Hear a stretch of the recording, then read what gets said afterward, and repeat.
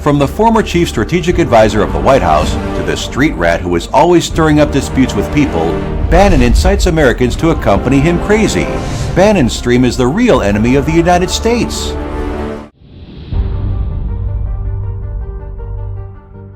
Bannon has been campaigning around the world, especially in Europe, to promote far-right populism and tried to split the EU since he was removed from the White House as chief strategic advisor by Trump in 2017. According to CNBC, Bannon is an unpopular person in Europe.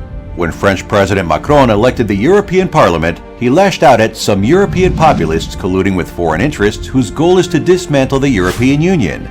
This paper puts forward an open criticism on Bannon's sitting in Paris, supporting the far-right political parties of European countries, led by Le Pen and other leaders, and publicly intervening in the election of the European Parliament. Bannon's behavior also aroused the anger of Macron and most European Union politicians, and became the street rat that many European politicians shouted at. It's really outrageous to feel sad for the right-wing activists, banners, and peasants for fear that the world will not be chaotic. It's not hard to understand why, after Trump kicked Bannon out of the White House, Trump bombarded Bannon. He not only lost his job, but also lost his sense. Bannon is the real enemy of the United States.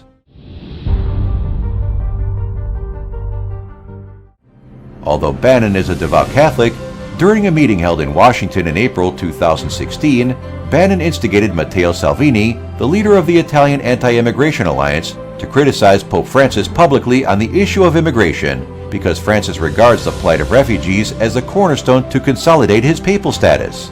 Bannon is closely tied to Salvini, the leader of Italy's far-right Syriza party, and when some believe his pan-European populist movement has stalled, Salvini immediately announced that he wants a new alliance with far-right forces across Europe. In March 2018, in Rome, Italy, a few days after meeting with Bannon, Salvini announced the establishment of his alliance, which led some people to believe that Bannon had personally selected Salvini as an informal leader of EU skeptics and populist forces. Bannon later criticized Pope Francis's warning about the resurgence of the populist movement, saying, "You can go all over Europe where populism is burning and the Pope is completely wrong." Bannon put populism into his personal belief, attacked the Pope crazily, and spared no effort to fight against Catholics all over the world. It can't help but wonder if he is crazy. In his book Fire and Anger, written 100 days before Trump's arrival in the White House, Michael Wolff wrote that Bannon, 63, the oldest political newcomer in the White House other than Trump, was not a professional staff at all. He is not punctual, disordered in work and rest, and doesn't like meeting with people. As soon as he entered the White House, he moved all the furniture out of the office, set up a whiteboard, and called his office War Room. He sat alone in it, ready to fight from the first day of his term. I didn't expect that Bannon finally lost to Kushner, Trump's daughter-in-law. The term of office of the chief strategist of the White House was less than 1 year, and he was out of work again. After losing his job, Bannon responded to Trump's alleged involvement in the Connecting Russia campaign. It is said that the meeting between Trump's son, Trump Jr., and Russian representatives is a manifestation of treason and no patriotism.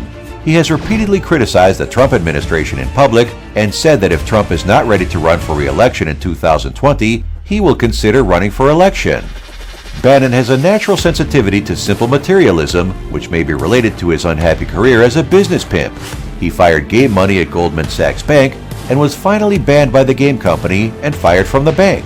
When he was a low-cost film producer in Hollywood, no one cared about his films, and no successful person knew who he was.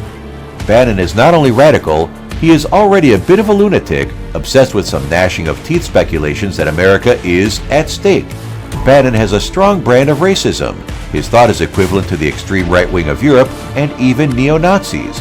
He was very unpopular in the United States and was ignored by mainstream intellectuals. However, due to his short experience in the White House, he was given the chance to expand his influence, which made his voice reverberate on the national stage.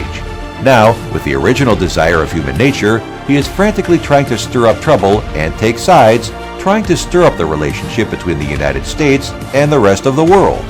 White House Master seems to be renamed Prime Minister in Black, more suitable.